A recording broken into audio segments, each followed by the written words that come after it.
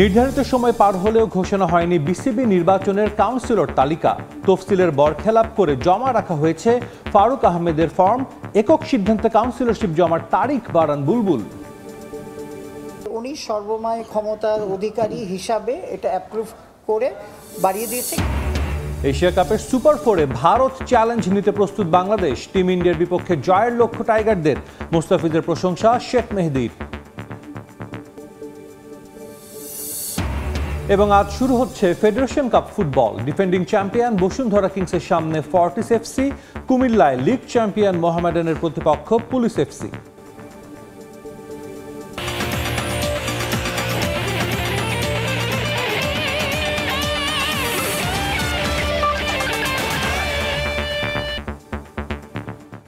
বিশ্বের নানা প্রান্তের খেলাধুলার খবর নিয়ে আমাদের নিয়মিত আয়োজন খেলার সময়ে। আর এই আয়োজনে আপনাদের সঙ্গে আছি আমি সাজিদ মুস্তাহিদ। এবার ক্রিকেট প্রসঙ্গ। নির্ধারিত সময় পেরিয়ে গেলেও ঘোষণা হয়নি বিসিবি নির্বাচনের কাউন্সিলর তালিকা। আবেদন জমার শেষ সময়ের পর দেয়া হলেও জমা রাখা হয়েছে সাবেক প্রেসিডেন্ট ফারুক আহমেদের ফর্ম। কেন এমন অনিয়ম করা হয়েছে তার সদুত্তর দিতে পারেননি বিসিবির মিডিয়া কমিটির চেয়ারম্যান ইফতেখার রহমান মিঠু। একক সিদ্ধান্তে কাউন্সিলরশিপ জমা দেওয়ার তারিখ বাড়িয়েছেন আমিনুল ইসলাম বুলবুল, জানান তিনি। মালিকানা নিয়ে দ্বন্দ্ব থাকা 4 ক্লাবের কাউন্সিলর তালিকা চূড়ান্ত হলেও তা জানায়নি ক্রিকেট বোর্ড। কাউন্সিলরশিপ চূড়ান্ত করা নিয়ে দিনভর নাটকীয়তা। বিসিবি ঘোষিত তফসিল অনুযায়ী সোমবার সন্ধ্যা 6টায় ছিল শেষ সময় কাউন্সিলরশিপ আবেদন জমা দেওয়ার। এরপরই প্রকাশ করার কথা খসড়া তালিকা।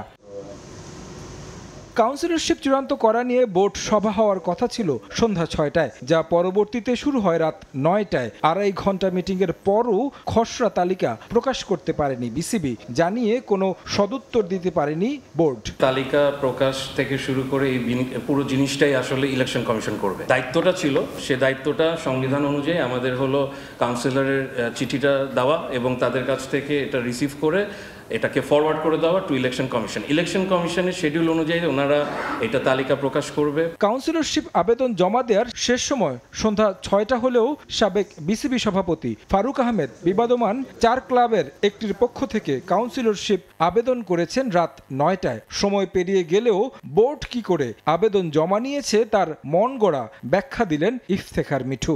একটা কাউন্সিলরের নাম পরে এসছে, যেটা আমরা নোট আকারে দেওয়া হবে, যে নোট আকারে যে 9টার সময় এটা এসে পৌঁছেছে। হ্যাঁ, এই নোট আকারেই ইলেকশন কমিশনের কাছে চল, যেটা যখন আমার কাছে এখন তো ইটস বিং প্রিপেয়ার্ড, যেটা যেই সময় রিসিভ করেছে সেটা দিয়েই এটাকে পাঠানো হবে। অনিয়ম করা হয়নি ব্যাপারটা, না একসেপ্ট করা হয়নি। আমরা যেভাবে পাঠানো হচ্ছে, ভেরি সিম্পলভাবে পাঠানো হচ্ছে, এই অমুক তারিখে এগুলি যাচ্ছে। উনি সর্বময় ক্ষমতার অধিকারী হিসাবে এটা অ্যাপ্রুভ করে বাড়িয়ে দিয়েছে। মালিকানা নিয়ে দ্বন্দ্ব থাকা 4 ক্লাবের কাউন্সিলরশিপের সুরাহা হলেও তা প্রকাশ করেনি বোর্ড। শেষ বোর্ড সভায় আলোচনা হয়েছে আসন্ন বিপিএল নিয়েও। আমরা টার্গেট করছি ডিসেম্বর জানুয়ারিতে বিপিএল হবে। এখানে অনেক কাজ আছে, সো সেটা নেক্সট বোর্ডের উপর বর্তাবে। 1398 crore including FDR, cash in hand বা ক্যাশ ইন ব্যাংক, এইসব নিয়ে প্রায় 1400 কোটি টাকা আপনার রেখে যাওয়া হচ্ছে। খসড়া ভোটার তালিকা প্রকাশ পিছিয়ে যাওয়ায় শঙ্কা তৈরি হয়েছে পূর্ব ঘোষিত 6 অক্টোবর বিসিবি নির্বাচন অনুষ্ঠিত হওয়া নিয়েও। তারেক হাসান শিমুল, সময় সংবাদ, ঢাকা। এশিয়া কাপের খবর। সুপার ফোরে পরবর্তী ম্যাচে প্রতিপক্ষ ভারতকে নিয়ে ভাবছে না বাংলাদেশ, বরং 8-10টা ম্যাচের মতো এ ম্যাচেও জয়ের জন্যই মাঠে নামবে টাইগাররা, এমন মন্তব্য করেছেন অলরাউন্ডার শেখ মেহেদী। মোস্তাফিজুর রহমানকে নিয়ে স্তুতি ঝরেছে তার কণ্ঠে, প্রশংসা করেছেন টিম ম্যানেজমেন্টেরও। দুবাই থেকে সাব্বির মিথুনের প্রতিবেদন। বাংলাদেশ দলের সবকিছু যখন পক্ষেই ছিল, তখন একটা অঘটনের শিকার টিম টাইগার্স, যেখানে লিটন কুমার দাস নিজের নির্ধারিত সময়ের অনুশীলন সেশনটায় পুরোপুরি ব্যাটিং প্র্যাকটিসটা করতে পারেননি। কী ধরনের ইনজুরি তা নিশ্চিত না হলেও ক্যাপ্টেন লিটন উঠে গিয়েছেন মাঠ ছেড়ে প্র্যাকটিসের নির্ধারিত সময়ের অনেক আগেই, এবং টিম ফিজিওকে দেখা গেছে তার সঙ্গে কথা বলতে। যদিও এখন পর্যন্ত আনুষ্ঠানিকভাবে কোনো ধরনের ঘোষণা আসেনি, তবে ভারতের বিপক্ষে বর্তমানে এই দুই দলের মাঝে লিটন কুমার দাসই হচ্ছেন সর্বোচ্চ রান স্কোরার। সেই সর্বোচ্চ রান স্কোরার তার সাথে অধিনায়ক লিটনকে যদি না পাওয়া যায় তাহলে ভারতের বিপক্ষে বড় ধাক্কাই লাগবে বাংলাদেশ শিবিরে। তবে ওই এক ঘটনা একপাশে রাখলে আইসিসি একাডেমিতে প্রস্তুতিটা চমৎকার ছিল বাংলাদেশের। বড় শটের মহড়া কেমন ছিল তা এই সংবাদ সম্মেলন দেখেই বোঝা যায়। সব ম্যাচআপগুলো মনে হইতেছে খুব ভালো হইতেছে, যে আসলে সবকিছু চিন্তা ভাবনা করে তারা টেকনিক্যালি টেকটিক ওয়াইজ যারা চিন্তা করতেছে তারা সব মিলেই চিন্তা করে এই ডিসিশনগুলো নিতেছে। এট দ্য সেম টাইম টিমের জন্য যেটা প্রয়োজন সবাই সেই জন্যই প্রস্তুত আছে। ভারত ম্যাচে টাইগারদের ট্রাম্প কার্ড হতে পারেন মোস্তাফিজ, আছেন দারুণ ছন্দে। 1 উইকেট পেলেই টি-20 উইকেট শিকারীর তালিকায় ছাড়িয়ে যাবেন সাকিব আল হাসানকে। মুস্তাফিজ যখন মাঠের ভিতর ঢোকে তখন টোটালি পুরো ডিফারেন্ট। মুস্তাফিজের যে এক্সপিরিয়েন্স সেটা তো আপনারা দেখতেছেন, মুস্তাফিজ যেভাবে ডেলিভার করতেছে জাস্ট আনবিলিভেবল। আমার মনে হয় সাকিব ভাই কেন আরো ওয়ার্ল্ডের অনেক বড় বলারকে সে ছাড়িয়ে যাবে। দলের সাফল্যে কৃতিত্ব দিতে হবে টিম ম্যানেজমেন্টকেও। প্রতিপক্ষ বুঝে একাদশ সাজানো, আপাতত ভারতকে নিয়ে না ভেবে তাই সেরা প্রস্তুতি নেওয়ার লক্ষ্য। বাংলাদেশ দলের এই সেশনটা একই সাথে যেমন ভারতের বিপক্ষে নিজেদের শেষ প্র্যাকটিস সেশন হতে পারে, ঠিক তেমনি পাকিস্তানের বিপক্ষেও একই ধরনের অনুশীলন নিয়ে বাংলাদেশ দল মাঠে নামবে। এই দুই জায়ান্টের বিপক্ষে কেমন করবে বাংলাদেশ সেটাই আসলে নির্ধারণ করবে বাংলাদেশ দলের ফাইনালের যাত্রা আদৌ সম্ভব কিনা। তবে আপাতত শেখ মেহেদীর মতো পুরো বাংলাদেশ দল আত্মবিশ্বাসী। বাংলাদেশ দল ভালো কিছু করবে এই টুর্নামেন্টে। দুবাইয়ের থেকে সাব্বির মিথুন, সময় সংবাদ। ভারতের সিরিজ বাতিলের প্রতিশোধ নেওয়ার সুযোগ বাংলাদেশের সামনে। টিম ইন্ডিয়ার আনবিটেন রান থামাতে পারলে ফাইনালেও এক পা দিয়েই রাখবে লিটন কুমার দাসের দল। এই এশিয়া কাপে শেষবার মেন ইন ব্লুরা হেরেছিল টাইগারদের কাছেই, সেটাও এই ম্যাচে অনুপ্রেরণা হবে বাংলাদেশের জন্য। দুবাই থেকে সাব্বির মিথুন জানাচ্ছেন বিস্তারিত। এশিয়া কাপের আগে বাংলাদেশ দলের যে প্রস্তুতি নেয়ার কথা ছিল সেই প্রস্তুতিতে একটা ধাক্কা লাগে টিম ইন্ডিয়ার হঠাৎ করে ট্যুর বাতিলের কারণে। সেই ট্যুর বাতিলের কোনো এক্স্যাক্ট কারণ এখন পর্যন্ত টিম ইন্ডিয়া জানায়নি, এবং বাংলাদেশ দলও কেন তাদের সেই নির্ধারিত সিরিজটি খেলতে পারলো না সে কারণটা এখনও তাদের কাছে অজানা। তবে সেই টিম ইন্ডিয়ার এগেনস্টে বাংলাদেশ প্রতিশোধ নিতে পারে এশিয়া কাপের মঞ্চে। তাদের বিপক্ষে যদি একটা ভালো জয় উপহার দিতে পারে তাহলে আনবিটেন মেন ইন ব্লু যেমন হারবে, ঠিক তেমনি বাংলাদেশ দলের জন্য এশিয়া কাপের ফাইনালটা অনেকটাই নিশ্চিত হয়ে যাবে। লিটন কুমার দাসের দল এর আগেও বহুদেশীয় টুর্নামেন্টে ভারতের বিপক্ষে বেশ ভালো খেলার অতীত রয়েছে। তবে টিম ইন্ডিয়ার এগেনস্টে টি-20তে যে একমাত্র জয় সেটা সেই দিল্লিতে। এরপর থেকে এই ফরম্যাটে ভারতকে হারাতে পারেনি বাংলাদেশ। এবারও কাজটা কঠিন। এশিয়া কাপে তারা যে ধরনের ক্রিকেট খেলছে তাতে বাংলাদেশ নিঃসন্দেহে আন্ডারডগ হয়েই নামবে। তবে যেহেতু ক্রিকেট সেহেতু এখানে নিশ্চিতভাবে কোনো কিছু বলার সুযোগ নেই, এবং লিটন কুমার দাসের জন্য এখন একটা বড় সুযোগ ভারতকে হারিয়ে নিজেদের শক্তিমত্তার প্রমাণ দেয়ার। এবং তা যদি তারা করতে পারে তাহলে যেমন এশিয়া কাপের ফাইনাল ঠিক হবে, ঠিক তেমনি বাংলাদেশ দলকেও হয়তো নতুনভাবে চিনবে বিশ্ব ক্রিকেট। বাংলাদেশ দল এই ম্যাচের আগে নিজেদের অনুপ্রেরণা খুঁজে পেতে পারে সবশেষ এশিয়া কাপের মঞ্চ থেকে। কলম্বোতে সাকিব আল হাসানের নেতৃত্বে এই ভারতকে হারিয়েছিল বাংলাদেশ। এরপরে আবারও আরেকটা এশিয়া কাপের মঞ্চ। এবারও বাংলাদেশ দল দারুণ একটা ছন্দে রয়েছে। শ্রীলঙ্কাকে হারানোর পরে দলের যে অবস্থা তাতে মোমেন্টামটা তাদের পক্ষেই রয়েছে। লিটন কুমার দাসের দল কতটুকু দলগতভাবে তৈরি এবং টিম ইন্ডিয়াকে তারা প্রথমবারের মতন হারের স্বাদ দিতে পারবে কিনা সব কিছুর উত্তর মিলবে এই দুবাইতে। লিটন কুমার দাসদের সামনে সর্বোচ্চ প্রস্তুতি নেয়ার বিকল্প নেই। দুবাই থেকে সাব্বির মিথুন, সময় সংবাদ। আজ শুরু হচ্ছে ফেডারেশন কাপ ফুটবল। প্রথম ম্যাচে ডিফেন্ডিং চ্যাম্পিয়ন বসুন্ধরা কিংসের প্রতিপক্ষ ফর্টিস এফসি। চ্যালেঞ্জ কাপ জিতে মৌসুম শুরু করা কিংস এ ম্যাচেও জয় পেতে আত্মবিশ্বাসী। অন্যদিকে গেল মৌসুমের মতোই বসুন্ধরাকে রুখে দিতে চায় ফর্টিস। কিংস অ্যারেনায় ম্যাচ শুরু বিকেল 2:45। একই সময়ে কুমিল্লায় অন্য ম্যাচে পুলিশ এফসির বিপক্ষে মাঠে নামবে league champion Mohammedan sporting club.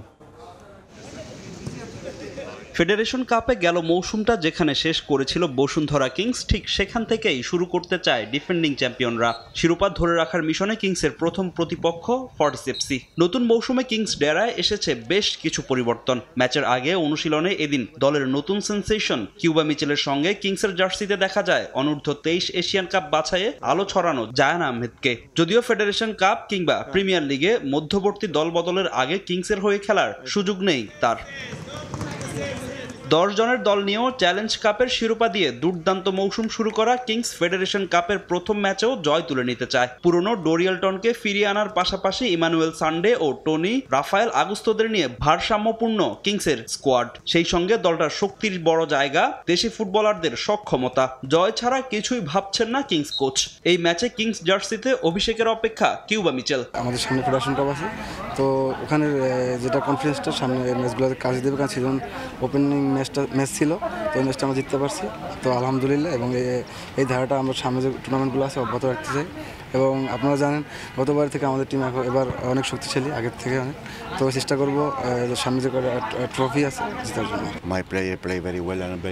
আমার খেলোয়াড়রা দুর্দান্ত খেলেছে, ধারাবাহিকভাবে এই খেলাটা চালিয়ে যেতে চাই। আগে কি হয়েছে না হয়েছে সেটা নিয়ে ভাবতে চাই না। ফর্টিস ভালো প্রতিপক্ষ, তবে আমাদের ফুটবলাররা আত্মবিশ্বাসের তুঙ্গে। আশা করি জয় দিয়েই ফেডারেশন কাপ শুরু করতে চাই। তবে কিংসকে ছেড়ে কথা বলবে না ফর্টিস এফসি। গেল মৌসুমে ফেডারেশন কাপে বসুন্ধরার বিপক্ষে তাদের জয় যোগাচ্ছে বাড়তি অনুপ্রেরণা। এবারও কিংসকে হারিয়ে মৌসুমটা শুরু করতে চায় ফর্টিস, আর আস্থার প্রতিদান দিতে চান সাফের কোটায় লোকাল ফুটবলার হিসেবে খেলার সুযোগ পাওয়া নেপালের অনন্ত তামাং। ফর্টিস সবসময় জয়ের জন্য খেলে, কখনো ড্রর উদ্দেশ্য নিয়ে আমরা যাই নাই। প্রতিটা বছর চ্যাম্পিয়ন টিমগুলোর সাথে জয় এবং লিগের সেরা টিমের সাথে জয় এটাই প্রমাণ করে আমরা জয়ের জন্য কালকে মাঠে নামবো। বাংলাদেশের ক্লাবের হয়ে এটি আমার প্রথম ম্যাচ হতে যাচ্ছে। ক্লাব আমার উপর যে আস্থা রেখেছে তার প্রতিদান দিতে চাই। কোচ বলেছে স্বাভাবিক খেলাটাই খেলতে, আমরা তাই চেষ্টা করব। এদিকে ফেডারেশন কাপের অন্য ম্যাচে মাঠে নামবে প্রিমিয়ার লিগের বর্তমান চ্যাম্পিয়ন মোহামেডান। সাদা কালোদের প্রতিপক্ষ পুলিশ এফসি। হার দিয়ে মৌসুম শুরু করলেও এই ম্যাচে জয় তুলে নিতে চায় আলফাজ বাহিনী। যদিও কুমিল্লায় তাদের কঠিন পরীক্ষা নেবে পুলিশ। ফাহিম ইসলাম, সময় সংবাদ, ঢাকা। লা লিগার খবর, জয়ের ধারা অব্যাহত রাখতে রাতে মাঠে নামছে রিয়াল মাদ্রিদ। ভ্যালেন্সিয়ার মাঠে তাদের প্রতিপক্ষ লেভান্তে। প্রতিপক্ষ দুর্বল হলেও কোনো ছাড় দিতে নারাজ শাবি আলোনসো। যে কোনো মূল্যে টানা ষষ্ঠ জয়ের লক্ষ্য লস ব্লাঙ্কোদের। ম্যাচ শুরু হবে রাত 1টায়। প্যারিসে যখন জাঁকজমকপূর্ণ আয়োজনে ব্যালন ডিওর তুলে দেওয়া হচ্ছিল উসমান ডেম্বেলের হাতে, তখন মাঠের অনুশীলনে ব্যস্ত ছিলেন কিলিয়ান এমবাপে। দলগতভাবে ব্যালন প্রোগ্রাম বয়কট করেছিল রিয়াল মাদ্রিদ, তাই ইচ্ছা থাকলেও সেখানে ছিলেন না ডেম্বেলের ফরাসি সতীর্থ। তবে মনে মনে হয়তো প্রতিজ্ঞাবদ্ধ করছিলেন নিজেকে, আগামী মৌসুমটা হবে শুধুই তার। ব্যালন ডিওর জিততে প্রয়োজন পারফরমেন্স, গোল আর ট্রফি। যে তিন বিবেচনায় মৌসুমের শুরু থেকেই অপ্রতিরোধ্য কিলিয়ান। লা লিগায় টানা 5 ম্যাচে জয় পেয়েছে লস ব্লাঙ্কোস, যেখানে সমান 5টা গোল এমবাপের, অ্যাসিস্টও আছে একটা। এবার ষষ্ঠ ম্যাচেও এমবাপের কাছ থেকে এমন কিছুরই প্রত্যাশা শাবি আলোনসোর।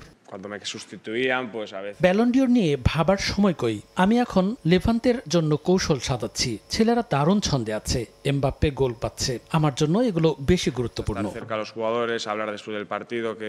ওসাসুনা দিয়ে শুরু, স্পানিওলে শেষ। মাঝে লা লিগা থেকে সরে ইউসিএলেও একই ছন্দে দুর্বার মাদ্রিদিস্তা। মার্সেই হেরেছে 2-1, কিন্তু এরপরও টিম কম্বিনেশন নিয়ে স্বচ্ছন্দে নেই রিয়াল মাদ্রিদ। বিশেষ করে এমবাপের দিকে অতিরিক্ত মনোযোগ একা করে দিয়েছে ভেনিসিউসকে। পারফরমেন্সেও যার প্রভাব স্পষ্ট, যদিও বিষয়টি মানতে নারাজ কোচ। আমার সব খেলোয়াড়ের সঙ্গে কথা হয়েছে, তারা সবাই খুশি। আমি সবাইকে সবার দায়িত্ব বুঝিয়ে দিয়েছি, তারা সেভাবেই নিজেকে প্রস্তুত করছে। আমি নিজেও খুবই খুশি ভিনির সাম্প্রতিক পারফরমেন্সে। আমাদের মৌসুম মাত্র শুরু হলো, আমি তাকে বলেছি খুব দ্রুতই সে আবার আগের মতো দলকে ডমিনেট করবে। লেভান্তে ম্যাচের আগে দলকে একাট্টা রাখতে ভালোই কসরত করতে হচ্ছে শাবিকে। মোটা দাগে সেখানে সফলও বলা যায় তাকে, কিন্তু ইনজুরি নিয়ে বিপাকে আলোনসো। হ্যামস্ট্রিং ইনজুরি 8 সপ্তাহের জন্য কেড়ে নিয়েছে আর্নল্ডকে। রুডিগার মেন্ডিও নেই বিবেচনায়, তবে কার্ড নিষেধাজ্ঞা কাটিয়ে ফিরেছেন হুইজেন, গুলার ডিয়াস, বেলিংহাম, কামাভিঙ্গা সবাই প্রস্তুত শুরুর একাদশের জন্য। সব ম্যাচই কঠিন, প্রতিপক্ষ কখনো সহজ হয় না। আমাদের ইনজুরি সমস্যা আছে, তবে আমি বিকল্প খুঁজে নেয়ার চেষ্টা করছি। আশা করব ছেলেরা দ্রুত নিজেদের গুছিয়ে নেবে। মুখোমুখি দেখার ইতিহাসে যোজন এগিয়ে রিয়াল মাদ্রিদ। 24 ম্যাচের 15টিতেই জিতেছে লস ব্লাঙ্কোস। 4টি ম্যাচ শেষ হয়েছে অমীমাংসিতভাবে, আর বাকি ম্যাচে জয়ী লেভান্তে। নিয়ন মুহাইমিন, সময় সংবাদ।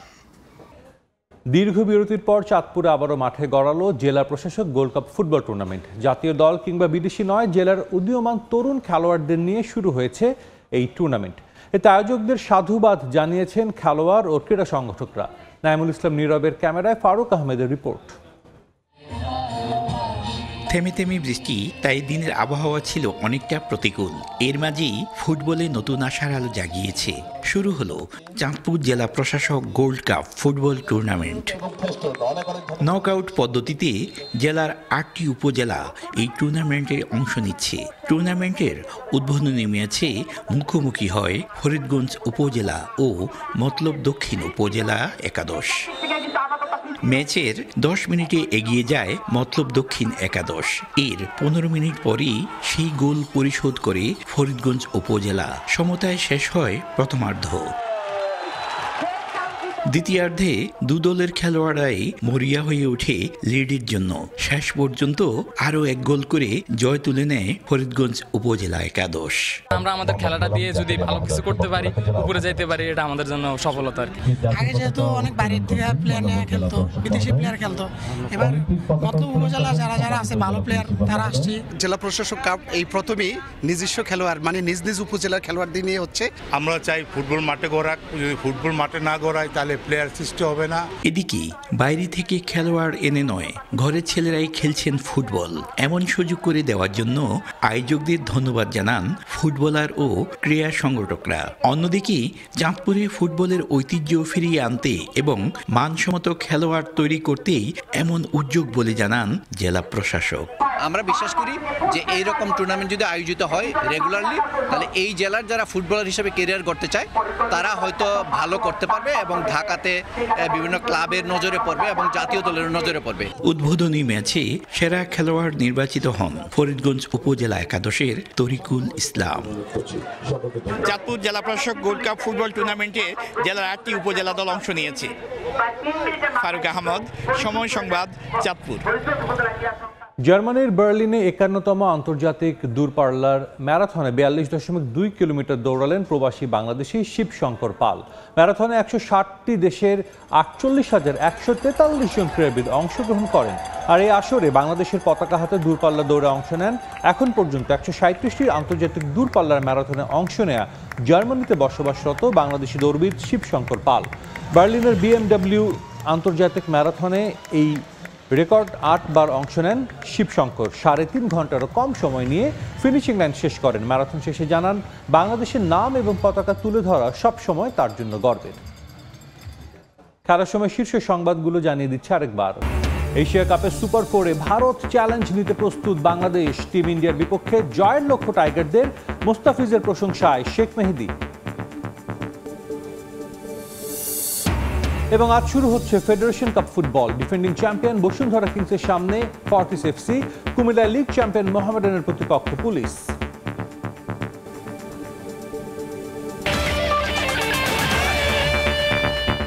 এই ছিল খেলার সময়। এরপর দুপুরের সময়ের সঙ্গে থাকবেন সাদিক হাসান ইমন। ধন্যবাদ সাজিদ। দুপুরের সংবাদ নিয়ে ফিরছি কিছুক্ষণ পরই, সঙ্গেই থাকুন সময়ের।